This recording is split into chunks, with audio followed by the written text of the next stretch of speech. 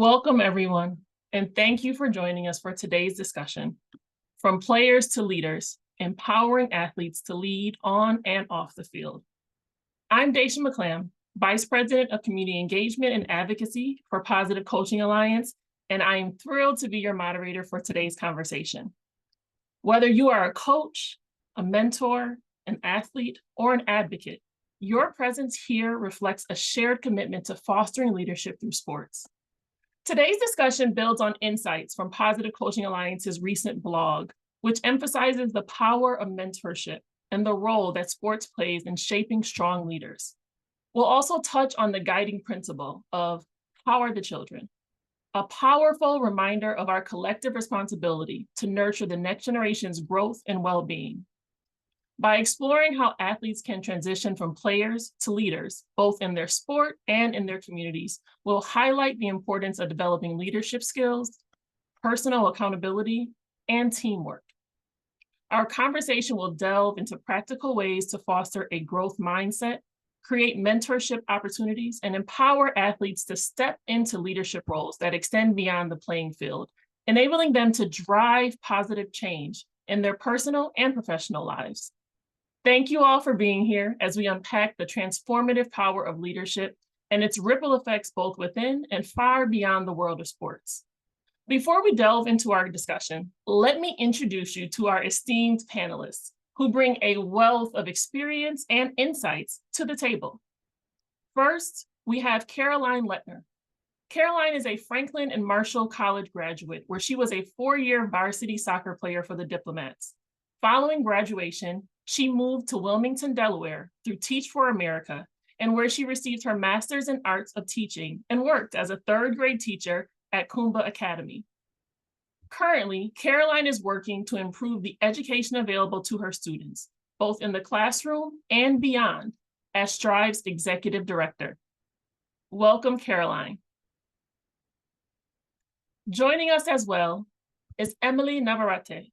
Emily Navarrete is a program manager at Strive, How You Lead Matters, where she helps shape the next generation of character-driven leaders. While studying at Wilmington University, she was an athlete on the women's soccer and track teams and held leadership roles as president of both the Student Government Association and the Student Athletic Advisory Council. Emily's commitment to empowering individuals and building community engagement drives her work at Strive. Welcome, Emily. Also joining us is Reggie Garcia. Reggie is currently the Community Engagement Manager for Positive Coaching Alliance, which aims to serve low-income communities in Los Angeles, assuring youth sport organizations have the appropriate coaches, training, and resources needed so we can continue to make strides in closing the sports equity gap in Black and Brown communities. Thank you for joining us, Reggie. And finally, we have Dominique Curry, who is a former professional football player and a Philadelphia native, who has dedicated his post-athletic career to making a difference in his community. A standout athlete in both high school and college, Curry played in the NFL for teams like the St. Louis Rams and Detroit Lions before transitioning into community work. Currently, he is deeply involved with the Philadelphia Youth Sport Collaborative as program director, where he works to empower young athletes through mentorship and leadership development. Thank you for joining us today, Dominique. Everyone ready? Let's kick off our conversation. So I'd like to just give a chance to learn a little bit about each of your experiences and what in your youth sports experience led you to develop as a leader. We can start with Caroline and walk through the panel. Absolutely. Thank you. My sport experience was range. So I started out following in my dad's footsteps, and I was interested in, getting active and being competitive, and fell in love with soccer. And I don't think I realized it at the time, but in the wins, in the losses, I was constantly learning a lot more about sport, a lot more about life than I was about sport. And as I look back on my career, whether it was my time in college, I played at at Franklin and Marshall as a keeper. I'm a 5'3" keeper. So if you know anything about that position, you know there's a lot of grit involved if you are someone with a similar height stature as mine. So again, I was just constantly learning things that were going to serve me in my life after sport. And it really became clear, especially last year when I did what every retired athlete does and go and tear my ACL in a rec league. And again, learning how to recover, how to be grateful for my body and what it was able to get me through. It was just a tremendous learning opportunity to be involved in sport. So wins, losses, collegiate experience, etc., all of it taught me things that I am excited to take with me off the field. Absolutely. You can put that on your resume, being a 5'3" keeper. That's not a regular thing. Um, Emily, can you share with us some of your youth sport experiences that push you into leadership roles? Yes, thank you. Thank you so much for having me. Hi, everyone. So my sports journey has been a transformative part of my life. I often like to say that soccer saved me. Growing up, I didn't always have the emotional support and guidance that I needed, and that it made it hard for me to truly thrive. But soccer gave me a sense of purpose, a drive, and a passion that I could focus on when things weren't going well off the field. I was fortunate enough to have the talent to earn a scholarship and play at a higher level. But even then, I struggled with a lot of internal challenges, like negative self-talk and connecting my performance a lot to my self-worth. I've seen firsthand how crucial the roles coaches, mentors, and parents can be in teens' lives. They either help build confidence and resilience, or they can inadvertently contribute to a feeling of doubt or an inadequacy. Growing up, I didn't have someone consistently telling me they believed in me, and I didn't know always how to cope with the pressure I felt. That's why I want to be the person for young athletes and teens today. I want to show them that their worth is not defined by their performance. I want to help them build resilience, develop healthy coping mechanisms, and realize that they are capable of so much more than they might even believe. I'm passionate about helping them navigate tough moments, whether it's dealing with mental health challenges or simply finding their confidence. I want to give them the support and guidance that I didn't have, and I want them to know that they're never alone on this journey. Thank you, Emily. I think that resonates with probably everyone on this panel, as well as all of our listeners. The idea of wanting to be that adult. I think most of us either had a great coach who you want to emulate, or you never had that coach and you want to be the adult that you wish you had. So that your passion is really resonates through all the group, and many people can understand where you're coming from with that. So thank you for joining us. Reggie, can you tell us a little bit about your youth sport experiences and how they may have pushed you into leadership spaces? Yeah, I think like a lot of people on the panel or even on here today, I fell in love with play. Like as young as I could remember, like I just wanted to be at recess and kick a soccer ball or shoot a basketball and swing a bat. And I just found myself falling in love with like all kinds of sport. And it was just like my outlet of energy that I had as a kid. I was kind of like a disruptive one in class and had a lot of bottled up energy. So that was early on. And then at 16, I started coaching my younger brothers. I have two younger brothers. So I started coaching at a YMCA, volunteering. My mom was like the team mom. And I, again, fell in love with kind of like leading a group of kids. And I was always like a team captain. I wasn't like the best player on the court, but, I definitely got my minutes like leading and being vocal. And I think that translated to coaching early on. And fortunate enough, I found that at 16, 17, 18, coached middle school at 19, coached high school at 20, got involved with the Clippers and the LA Sparks and their community relation departments and coaching their youth, and led me through a path of nonprofit and community work that we do at PCA as well. So that's kind of my journey to leadership in sports.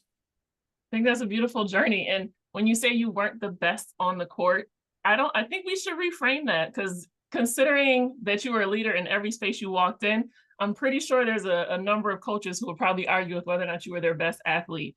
Stats don't always equate to what is best.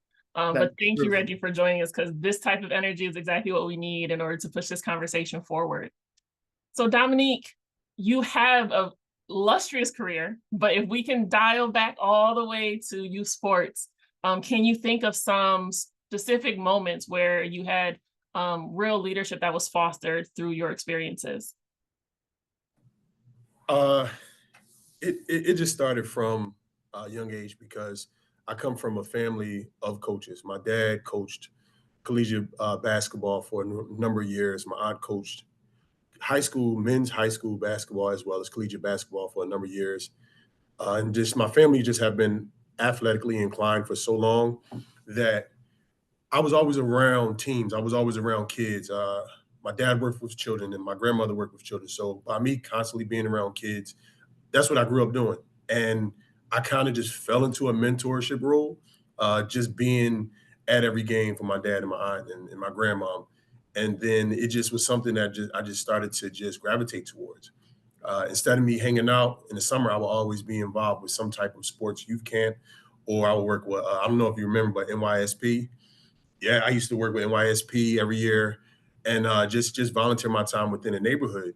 And then once my career came to an end, I actually was just working out at a football field. And one of the coaches that coached me in the high school all-star game saw me and just asked me, hey man, can you just come and train my receivers?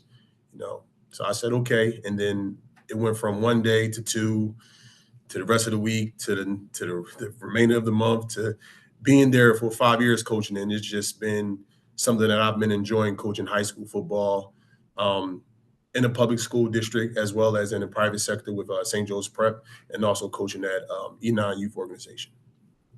That's a beautiful story. And the fact that you had so many leaders who looked like you at a young age made it such a simple transition, a seamless understanding of, oh, I can step into this. I've seen people do this, then this is natural. But yes, NYSP, we are now bonded as NYSP alum, and I'm looking forward to more conversation. So I'll open this up to whomever chooses to answer. How do you define leadership in the context of sports, and how can athletes cultivate these qualities, either on or off the field? Don't mind jumping in. At Strive, leadership is what we do. So when we talk about leadership, and this model really aligns with, I think, my personal beliefs, is it's all about finding your own character. It's all about finding who you are and leading from your strengths. I think oftentimes I was taught that a leader had to be like the loud person at the front of the room, maybe have this really specific energy. And I loved finding a home in Strive where we talk about the fact that you can be a leader from the back of the room. If you're leading by example, you can bring the best out in other people. My particular form of leadership is definitely servant-based. It is focused on prioritizing the people that we're working with and making sure that, again, we're meeting them authentically where they're at, rather than trying to push them outside of something that's not true to them. So that's what I focus on with leadership. Dominique, you jumped in as well. Yeah, I agree with you. Just being a leader is more than just, the hoorah. It's leading by example. And for example, at St. Joe's Prep, we have something where we say toe the line. So what we mean by toe the line is that when the coach is speaking, every player on the team is shoulder to shoulder at the whatever yard line we're standing at, and no part of your shoe crosses the line. As a coach, we don't have to say anything to the players. The other players correct them. So if they notice that, let's say a freshman it's his first week or his first day there, and his shoe is on the line, they correct it. And not only do they correct that player, they correct themselves just to make sure before I say anything, let me make sure that I'm toeing the line. And just me growing up, I always made sure I wasn't a rah-rah guy, but I just made sure that I led by example. I made sure I, came to practice early, stayed late, got up extra shots when I played basketball, caught extra passes after football. And by me doing that, attending a school like Cheney University, whereas that sports wasn't really the main focal point, something like that made my roommates stay after practice and made other teammates catch extra passes. And we just watched each other grow individually and collectively, just by someone showing how to be a leader without having to say that I'm a leader. Yeah, to kind of go off that, as a 5'9" point guard, I couldn't afford to not lead by example. And I would like to think I was the person that kind of, had it in me, but honestly, I just wanted playing time, and I knew what I had to do as a captain or as a point guard for the rest of the team to buy in. So while you're playing, it was always leading by example. And then as I transitioned into a coach, it's even more lead by example, because now you have, 12 pairs of eyes on you, that are 7, 8, 9, 10, 11, 12, that are a sponge to what you're saying and what you're doing. So definitely just want to kind of agree with Carolina and Dominique here with leading by example. And I think each of you guys are echoing each other. Caroline, you started off with saying like leading from the back and servant-based leadership, being those examples.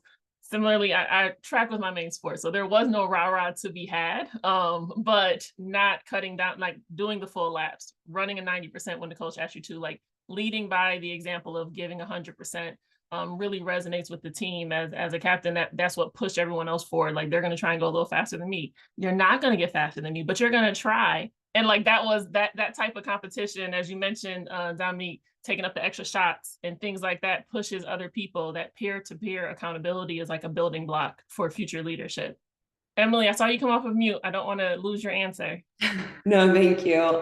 Just adding on, yes, like having a leader who's able to inspire others and bring them up and rise to the occasion. I also very much believe leadership is about speaking up when things aren't always easy. I think leaders are looked to in moments of challenges and adversity to kind of build that trust with their teammates, to know that when something is not going the right way, they're going to be able to speak up about it. And not only the side of encouragement, but also the side of, okay, let's make sure that we're doing things the right way. Or, whether it's the coach or different chemistry within the team, but someone who's being able to speak up and also bring people together.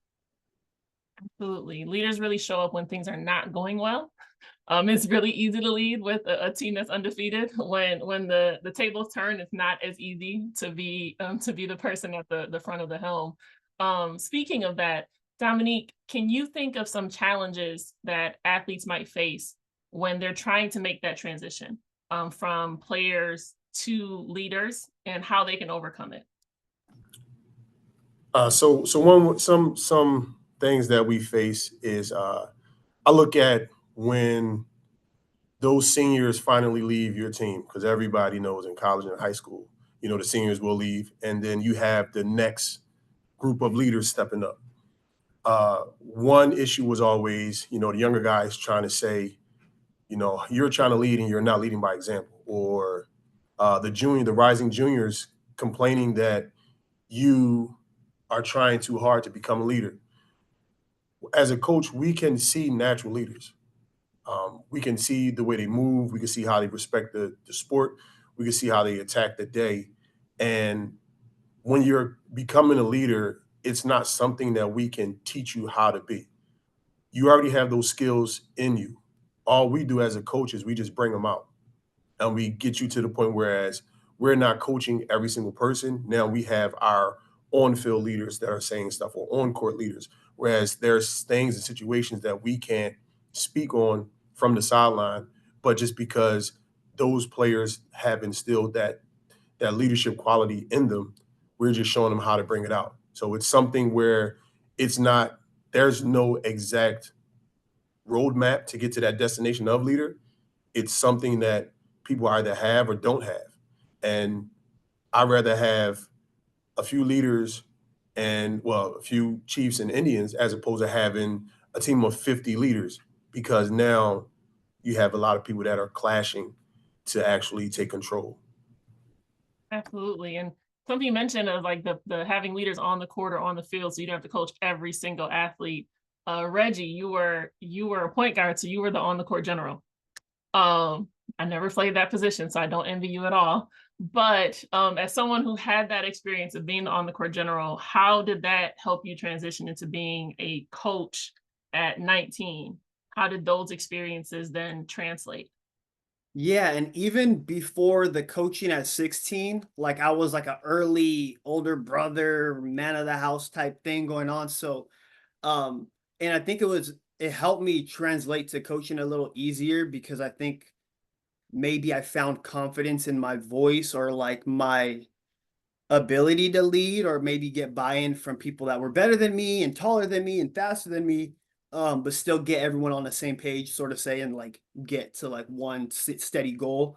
So I definitely think it helped me get to that confidence that a coach needs to kind of either like gain control of a room or get a team out of a slump at halftime, you know. So definitely sports and that experience of leading, and whether you're leading from the back or from the front or in the middle, like that experience that you get, you know, that's why we do what we do.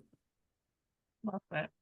Well, staying in the topic of like pushing through challenges and figuring out solutions, Emily and Caroline, can you guys talk a little bit? Well, let's start. Emily, can you share with us a little bit about the program with Strive that really cultivates leaders and how that program is built?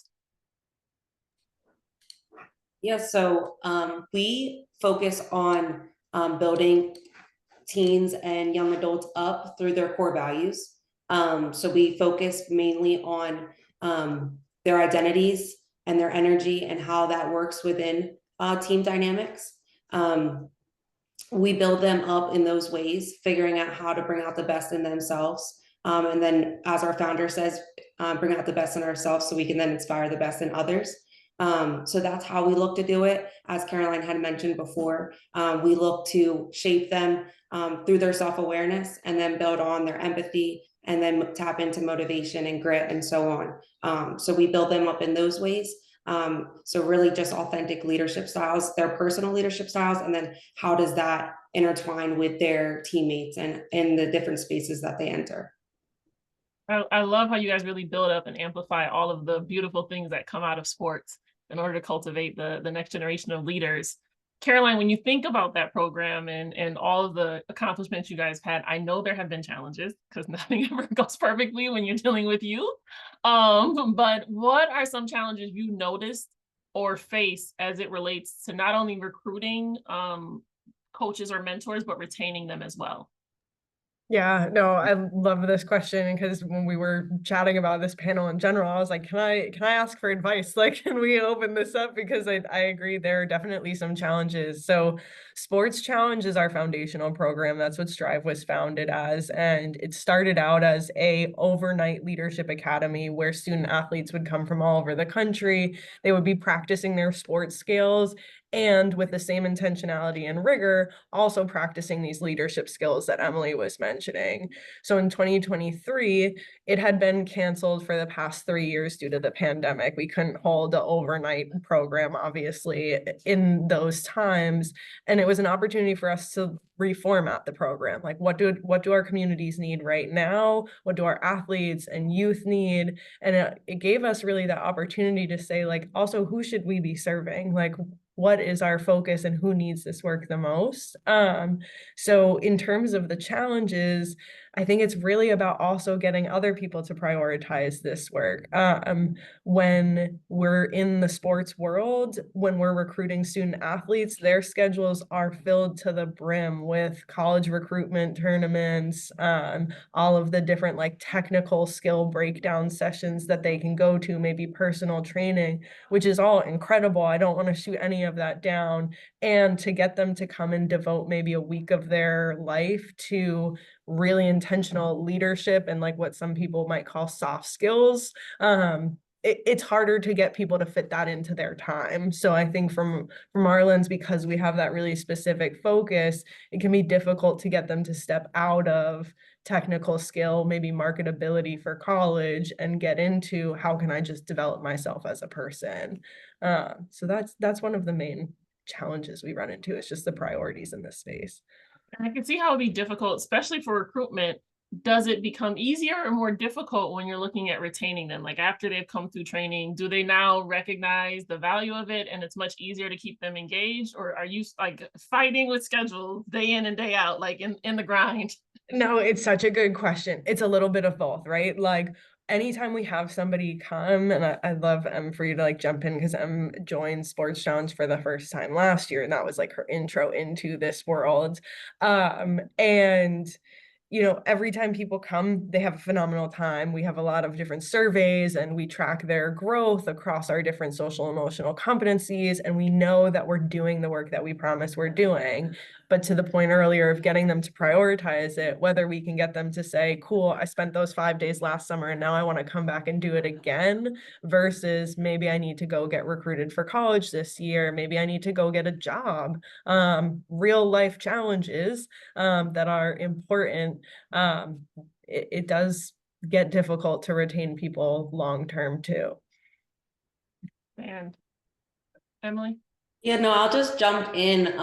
Definitely with scheduling, it can be so hard. But I will say, as far as the Strive community that we have created, is you see people come back. Like I had someone reach out to me this past week and say, hey, we were part of Sports Challenge in 1999, and we're interested in coming back and getting a refresher on what y'all are doing. So to see that impact is super big. And like Caroline had mentioned, I first started off with Sports Challenge when I entered Stride, and it's kind of one of those things where you can't put words to it, but you feel that energy in the safe space in the room and community. So I think that's what makes it really special. And although there is conflicts with scheduling, we're happy to like continue to spread the network and take people back whenever they have the time to as well. I mean, I think that's encouraging, though. The idea that you have a participant and a coach who is reaching back out 6 years later, it gives a level of inspiration when organizations and leaders are saying, like, I'm not sure how much training I want to offer because this coach may not stay around beyond one season. But the idea that really pouring into those individuals, pouring into that personnel, will reap. It may not reap right when you wanted it to in this season, but they may come back when they realize the community that they wanted to be connected to, and just making sure the door stays open for those coaches to return and for those athletes to get invested in the future of the next generation. I think that is really encouraging. Thank you for adding that in, Emily. So I do want to double back to Dominique. You talked a little bit earlier about having your aunt as a collegiate men's basketball coach, your father as a coach. You come from a legacy of athletes. How do you think having those significant role models influence your leadership journey as well as like your leadership style after being an athlete? I'm basically a carbon cut copy of my dad. So we literally act the same. We walk the same. We have the same injuries. We both tore our right ACL. It's crazy. We play basketball the same. We both would dunk on anybody. We play same position in football. And I'll just say, just to watch how he was able to coach without having to yell at his players. That's how I move. Being respectful to his players, but having them understand the authority position of his without having to enforce it. It just spoke a lot of volume because, by his stature, when he walked into the room, they gave him the respect that he deserved. And then when he would speak to them, the respect for him grew because of how he spoke to them. So what I do is I follow that. I make sure that I don't shoot any of my players' dreams down, because at one point I was a player that said I wanted to play in the NFL, and I attended Cheyney University, who I won maybe 5 games in my collegiate career there. So it's like people would tell me that, I can't make it, and nobody from Cheyney ever made it, things of that nature. And one thing that I make sure I don't do is I don't shoot any of my players' dreams down. I just make sure that they're believing in what they're doing, they're putting in that work. And for example, when a football player asks me, do I think can he go Division I? Even though he may not be that type of player, what I say is, are you putting D1 work? And that alone, to have him thinking like, okay, no, I'm not, so let me go put it in. But I also have them realize that everyone doesn't have to go Division I, because I'm a proud product of D2. So just seeing how my dad did things, my aunt, she's a talker, I'm the opposite. So I only took her game plan from her. Understood. And I'll double back, and I want to also give you opportunity to talk a little bit about Beyond the Whistle, because I know that is something that you are pouring into and really supporting the build out of more leaders in the Philadelphia area. Can you tell us a little bit about the program and how you are fostering some leaders in Philadelphia high schools? Yeah, so with Beyond the Whistle, we realized the need for referees across all sports. And what's a better way to create something like that by attacking our teenagers, the ones that are between the ages of 16 to 18, or just 16 and older that's in school. We gave them a 2-track option. One track was for them to understand and learn and actually be trained how to become certified PIAA referees in the state of PA, which means that they're able to ref high school basketball games or football games, as long as they're over the age of 18. If they are under 18, they were able to ref middle school games, sanctioned middle school games, as well as summer league games and any type of leagues that are outside of the school district. On the other hand, we gave a track where we called him a junior coach, but because there was difficulty with streamlining them into some type of employment or career readiness when it comes to that, we have a coaching/mentor side.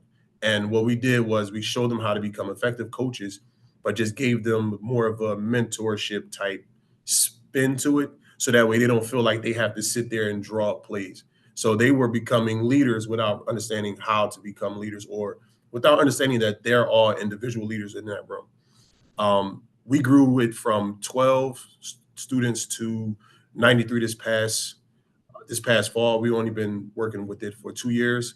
I actually came on this past spring, so I haven't been there too long. And now it's currently being picked up by the school district that's going to do their best to implement it in all the schools across the city, or at least one school in each neighborhood of the city. So it's something that I'm proud of. It's my baby, and I'm enjoying to watch it grow. Congratulations.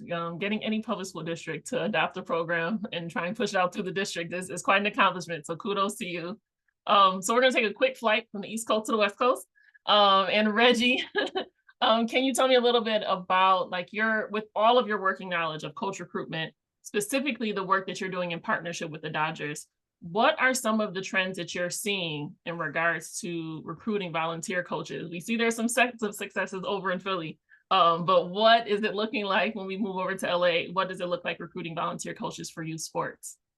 Yeah, one trend that we have our eye on are getting more high school kids, college kids, teens, young adults, just aware of coaching opportunities, or like viewing it as like a path for career development. Like, I have a story that, could speak directly to it, of just getting involved coaching because I'm a sports guy. And then sooner than later, I have been fortunate to have these experiences and coach, all throughout the city. And that's one trend. And we definitely just want more kids of color and kids in the inner city to, one, play baseball, but then also think about what you're doing after baseball. And that's where in the coaching and the volunteer, and there might be a 17-year-old kid that's in the Dream Team program and has a younger brother that's 8 years old. And, those are the kind of things that we encourage for that 17-year-old brother to, start volunteering at the practice and sign up as a volunteer coach and just start thinking about, what they're going to be doing. And I always like to get in their ear about, like, college credits or volunteer hours, or just, thinking about it in that way, because at the end of the day, it needs to be incentivized for the youth as well. And we need to put like our thinking caps of like teenagers on and really, for real, like really think about what's going to attract them to be a mentor for the next generation, because they have the same lived experience as the kids in the community. I only laugh because I would never want to climb into my 16-year-old daughter's brain. But thinking of Dominique and Reggie, you guys have some great trends going and some really good successes with engaging with young people. If you can think of maybe, I would say 2 to 3 top strategies that are effective to engage young people, specifically high school students, when trying to empower them to become leaders on and off the field. You guys can pull from both of your coaching experiences or the programs and recruitment that you're doing professionally. But what would be 2 to 3 strategies to give to our audience today that they can implement when they leave this conversation? I have one. I think it's a big one. For me, it was confidence. Like, knowing my varsity coach reached out to me because he had confidence and seeing me as a leader. Like what Dominique said, coaches see it before a kid even sees it. And that's something I like to encourage to when I'm out in the community or I'm talking to kids, is making sure that they have the confidence. Well, one, they're aware of an opportunity of coaching, but secondly, they have the confidence and the power to do it and be a mentor and be a leader. whether they had a good coach that they could replicate, or if they a lot of the times didn't have a good coach and never had a role model, and now they need to be that person for, you know, the next kids. I'll say finding the right one. If you just think about an aspect of football, I know at St. Joe's Prep, we had over 100 students playing. And even though there were roughly 20 to 25 guys that could have been legit leaders, when it comes to picking the captains, we only picked 5. And it was something that the coaches had to figure out what makes them one of the 5 to be picked as a leader. And we just realized, like, we picked one that could be relatable, that knew how to deliver messages to the student, well, to their teammates, without enforcing that I'm the leader, you have to listen to me, that led by example, and the ones who really, really prepared themselves for the game of football. Because there's a lot of distractions, especially now with our student players, our student athletes. You think of social media, how big that is. And then Philadelphia, just walking outside of the school, it's a ton of distractions and how they can get lost. So just finding ways that you can find the right student that can be relatable to the other students, and then also making sure that they're kind of paired with the right adult. Just for example, in Beyond the Whistle, we had to identify what's called school champions. And that school champion would do the recruiting for the program. And the schools that were successful had school champions that the students actually like to be around. Because as a teacher, we're all leaders in that school, but there are some teachers that students don't like. So we had to find that teacher slash person in charge where they can be relatable, be likable, and the students actually respect it.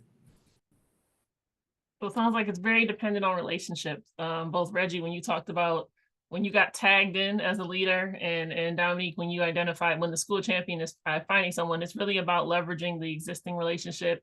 You can't walk into a space and just immediately start fostering leadership. It has to be something that's cultivated, that comes out of that connection.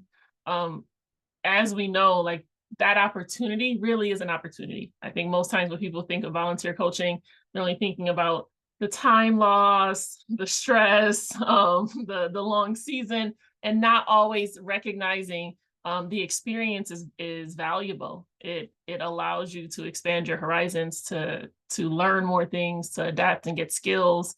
So I like to say that volunteering in and of itself is a privilege. But Caroline, when you are working and engaging in the communities near you, what are some ways that you've learned and can share with others to encourage or incentivize young people within our communities to volunteer their time, as limited as it may be, to become a coach? Yeah, I love this question. I think because it speaks to the power of community for me. In uncertain times, in times that feel a bit all over the place, community is really important. It's something that I've been leaning into personally. Surrounding yourself with people who have shared missions, shared beliefs around the world, can be a really healing experience. And volunteering, I think, is an incredible opportunity to find those communities and connect with them. I think everybody on this panel has talked about, like, mentors and different connections that they made that helped them get to the place that they are. And I think within volunteering, that's a great space, again, to potentially meet some of those mentors, meet people that, I think, Dominique, you phrased it like there were moments that you didn't know that was going to be the moment you're connecting with someone that's going to make a life-changing experience for you. So volunteering is a great way to do that. I also will say, try to find organizations that do compensate for your time, though, too, especially recognizing the privilege that's in those spaces. I think it's a massive problem that, it is challenging to pay coaches what I believe they are, they deserve, and what is involved in the work. And so Strive in particular has taken a lot of time to figure out ways that we can pay even our teen employees and our teen coaches. So I don't believe in free work in some spaces. So I did want to highlight that as well, but I think volunteering in a lot of different formats can be a really rewarding and positive experience. And I do want to highlight that it is not equitable in any way to build an entire program off of free labor. So when we're doing this work, when you're building a new program from the ground up, thinking really creatively on how to use your resources. Also, are there some partner organizations? Are there some other opportunities that you can connect your staffing with, so that the connection to this program also yields some positive results for them? So really trying to think of some ways. I know Dominique talks about like the program that they have, it directly connects them with employment. So committing to the in high school program now connects them to some opportunities for some type of coaching pipeline or official pipeline. So really thinking long term on the landing pad for those coaches really allows you to be just as invested in them as you expect them to be in your athletes. So thinking more about Strive, how you guys have thoughtfully created this program. Emily, I love your philosophy of how you lead matters. So how do you guide athletes to really align their leadership style with their personal values and try and inspire everyone around them once they have married those two things? Yeah, so at Strive, we try to make things that it doesn't feel like the kids are in the classroom again. It feels like they're having fun, they're engaged, they're doing activities where they're moving around. So that's how we try to like shape and teach them in that way. We align our athletes to character-driven leadership styles. So their personal values, like I said, starting with self-awareness. We go through different things of their circle of control, what they have in their control and other things that maybe are outside, and how they can tap into their grit in that way. We teach them how to actively listen, how to be responsive to their teammates, and so their teammates know that they're listening, and other people in their areas. We also show them how to identify where their core values, what truly matters to them, not just by saying, oh, respect matters to me, loyalty matters to me, but what does it look like? What does it sound like? And what does it feel like? That's what we like to say. So how are we doing these things in actionable ways? This has helped me personally, just in my own relationships. And when we talk about these conversations, it's all about relationship building. So a lot of that is knowing yourself and being able to be receptive to others, and correspond with their values and how you're showing up for them and how they're showing up for you. So that's a little bit how we do it. But understanding what your values look like, feel like, sound like, that's what we always go by, and encouraging others to do the same. So that's how we bring it out in each other. I love how you ground it. How does respect look, feel, and sound is a phrase I've never heard in my life, but I'm going to start using it starting today. Thank you, Emily. But that's a beautiful challenge to teenagers to really think through, and not just say like the first thing that comes to mind, but really consider how they want to show up in the world, and be intentional about their actions. This is a weird one, but if you can think back, Reggie is the one who put the thought in my head, so you guys can all blame him. But if you can think back and give 16-year-old you some advice, knowing your trajectory and where you would go, what would that be? And I'm going to be nice and toss it to Reggie, who started this, so you guys have a little bit more time to think.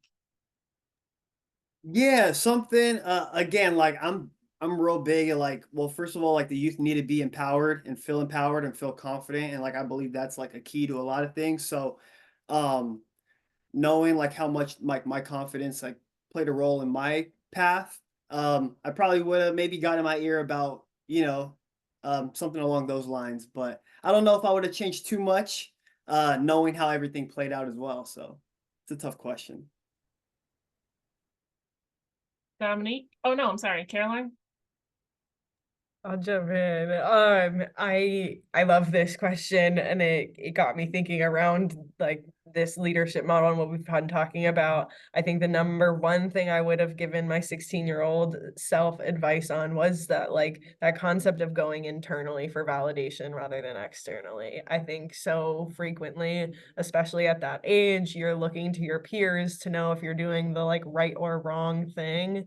And as I grew up, it just continually realized that like if I was following what I believed in was right, there are always going to be naysayers. There are always going to be people that are choosing different paths. But if you can sort it back to your own internal validation, that is what matters. So that's the most advice, is like look into yourself for your moral compass in particular. Love that. I can jump in unless Dominique, you'd like to go. You beat him. It's okay. Take it away. I would tell myself, you can do anything that you put your mind to. Anything. The world is yours. I would tell myself, give myself that inspiration. Right now, my motto when it comes to like maybe fears or like uncertainty is like, there's this picture, right? When you first start painting a picture, you're just like, I don't know what's going on. I don't know what this is or that is. But then at the end, there's this very beautiful picture. And then you sit back and you're like, wow, how did I get here? You know what I mean? So I would tell myself that back in my 16-year-old self. It says, there's this whole big, beautiful picture and it's already yours. Like you already drew it. So yeah, that's what I would tell myself. Like you could do whatever you put your mind to. Because it's true. And I think like as you get older into your adulthood, you start to realize, oh wow, had I had someone who said, oh, you can do this, or you have the ability to do that, or whatever it is, like you have that inspiration, that assurance that you can chase it. And it doesn't feel like you're battling the what ifs, or is this really a possibility? So I think like going back to why I like to do this work is because I want to be able to give that to the other kids growing up in the next generation. I'll say one thing I would have said to myself is, what is your why? Like, why are you going so hard with playing? Why are you going so hard with film and working out? Why are you doing these things? And the reason why I say that is because just for me being from North Philly, Philadelphia is a city based around basketball. So when I was coming up, that was the main thing to do. But I kept saying, I want to make it to the NFL. I want to be a professional football player. And there were so many naysayers that would say things like, man, nobody from Philly makes it to the league. Nobody from North Philly makes it to the league. Nobody from Nicetown can make it to the league. And those things didn't put me down. What they did was they just added fire to how hard I went. They just added fire to me not having to verbally say something, but for me to just go extra hard in the weight room, in the classroom, to make sure that my grades are on point. So just understanding, why am I doing a sport? Because now in today's age, if you think about it, when it comes to basketball and football, these kids are being trained by the top trainers across the United States, across the world. And they're getting ranked at fourth grade. They're being ranked at age 13, and they're not even in their full bodies yet. I mean, they still have so much room to grow. And you're telling the 10-year-old that he's going to be the next LaDainian Tomlinson or something. And it's like, we're filling the kids up with so much of that, and we're not allowing them to actually grow and go through those trials and tribulations. And what I tell my kids by coaching at St. Joe's Prep, that's a school that costs $25,000.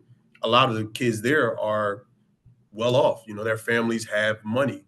And I tell them, one thing that coaches kind of look for, especially at the collegiate and the professional level, they look for players that need football. Because if you have a kid from North Philly that knows that if I make it to the NFL or the NBA, I'll be able to take care of not only myself, but my mom and my family. Some people are literally, wanting their children to make it because they know that that might be their way out of the situation that they're in. And as a kid, they're playing and they're walking with that heavy weight on their shoulders. When you have a kid that has the money, family has the money, who's paying out of pocket to go to school, he's good in the sport. He's just kind of playing it because he's good, because, I can just do it. So just telling myself, what is your why? Why are you playing football? Why are you going hard in the weight room? I think knowing your why definitely connects with everything else that was said. That's really important. Especially, I think we echoed it earlier. It's so easy to be a leader when things are going well, but when they're not, it's a little bit more difficult. So knowing your why kind of grounds you, and understanding the purpose and pushing forward. And I love all of your responses for your 16-year-old selves. The concepts that you are bringing to the surface are so important when it comes to pouring into young people. I often talk to coaches, and when you think of how you coach that kid with the special talent, the one who's like highly talented, you can tell like they jump higher, they run faster, their shot is on every time. But those kids, coaches typically coach them a little different, and because they think they might go pro. And I like to tell coaches, every single athlete is going pro in something, so coach them accordingly. And each of the things you guys mentioned are those tenets that we hope that coaches can instill in our young people to allow them to become the leaders that are buried inside, that we're hoping to dig out. I love the analogy, Emily, of the painting. I'm going to resurface when my daughter was in middle school and having a ton of social issues. I used to tell her that she's like a really beautiful carving that's still a block of granite. And we're just trying to figure out what it is. Like, just take little chips at a time. We'll get to the final. It's not here yet. Don't worry. But I'll bring that one out of the closet, because that's a beautiful analogy of understanding that you're just adding to what you can be, and you can be whatever you put your mind to, as long as you understand your why and recognize where your confidence is instilled in. So I appreciate all of your remarks. I know at PCA we really push and foster like the transformative power of sports to cultivate those character and life skills that allow athletes to excel in all areas and really support their mental wellness. And each of the ways that you guys are approaching this really supports that mental wellness that can be possible in sports when it's done the right way. And I want to encourage anyone who's listening, as you are thinking of how to inspire your athletes, these are great examples. Each of the things that were mentioned are really great ways to be very intentional about making sure that sports is being done the right way in your different regions. And I do recognize that there are different tools that are available that can help us when we're looking to support those really intensive programs. There's building out the schedule, there's figuring out how to do registration, there's getting everyone set up, and then there's just how do we get all the coaches in place? Reggie, I know that you have been involved with some recent trends of incorporating technology and like coach recruitment and coach placement. And I would love if you can share a little bit about how that is supporting bringing more volunteer coaches into the youth sports space. Yeah, one cool thing we're doing with the help of LADF, the Los Angeles Dodgers Foundation, is they're helping us run social media ads that are targeted towards certain zip codes that are running the Dream Team program. And as you guys can imagine, like today's age, people are on their phones or scrolling. And it seems like it's a lot more effective sometimes to run social ads with a link on there and gaining interest from coaches. And that's something that's new that we're doing. And we find it's been a little more effective than maybe like tabling 8 hours on a Saturday somewhere and just hoping people swing by. So using social media, I always tell YMCAs and Boys and Girls Club, Parks and Rec, like social media and blasting out the opportunities. Like it feels like a lot of the YSOs are like a step behind in trends, due for various reasons, but definitely like using social media and like attracting the next generation of mentors that we keep speaking about. We got to meet them where they're at. Love that. And also the term of meeting where they're at is so important, both with organizations, with communities, and with athletes, trying to figure out how to support the existing ecosystem. I do want to just mention the question and answer chat has been opened up. So if you do have some questions, I've seen a couple people raise their hands. Feel free to drop your questions in the chat now. So for everyone, I do want to ask, what would you say to inspire individuals to take on this role of being a volunteer coach? Let's say you are doing a first run at a PSA right now. And how would you want to inspire individuals to step into a space of being a volunteer coach? And how can they use coaching? I'm kind of like forming how this PSA is going to go. How can they use coaching as a platform to develop leadership skills for young athletes? How can that support their community? I will switch it off and we'll start with the last answer from the last question. So starting with Dominique, and we'll run back through ending with Reggie. It's tough because right now, with the climate of with the climate of finances, we have to, offer people salaries and some type of stipend to get them interested in volunteering. But I would say, just going off of at Enon, we have a lot of coaches that volunteer their time because they believe in what the team, well, what the organization does. It's a faith-based organization, so we have a lot of Christian men and women involved in that aspect and in that organization, and they volunteer their time because one, they have children involved, and two, they just like what we do. We don't do anything disrespectful. You don't see us cursing on the sideline. You don't see us screaming and yelling at the kids. We coach hard, but we coach respectful as well. And when parents bring their children up, or when parents are there to watch the games, they come up to us and they ask, like, how can I get on the staff? And it's simply because they just respect the way that we coach football, and not only football, but we coach life in general. After the games, we pray for both teams, win or lose, and people respect that. And it just goes from us searching for staff members to literally staff members just coming to coach because they just enjoy how we run our programs. And the other thing is, when we do make it to the national championship, we do give incentives for the coaches. We don't have them paying. You won't see the coaches standing on the side of the road selling candy or having the kids standing with helmets. So we make sure that, because it's backed by the church, they do a good job with offsetting costs for those type of events. Dominic, I love how you just casually said the national championship. We got it. We had a few teams make it. I'm nice with it. I get it. My sons made it, Yeah. Emily, if you had to take a stab at a PSA for volunteer coaches and how they can positively impact their communities through coaching, what would that look like?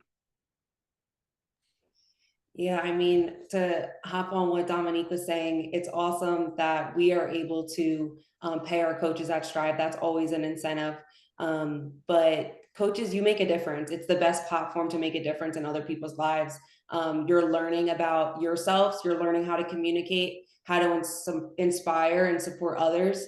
But there's no other feeling of being able to have a kid come to you and you show them a drill or whatever it is, and then after practice, maybe they're coming to you about something else outside of sport that they can lean on you. And you don't know it at the time. You think you're signing up, okay, I'm going to make a little bit of money, hopefully, and I'm going to be able to be part of this, coach a sport that I love.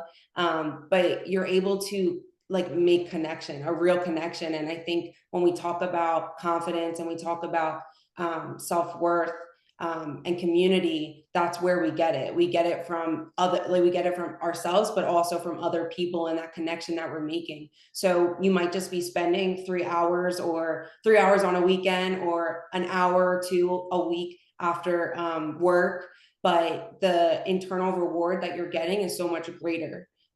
You're just being able to really have a special moment in other people's lives. And I think that's something that you don't always get everywhere else. So I think it's a really special place to do that. Caroline, how would your PSA go?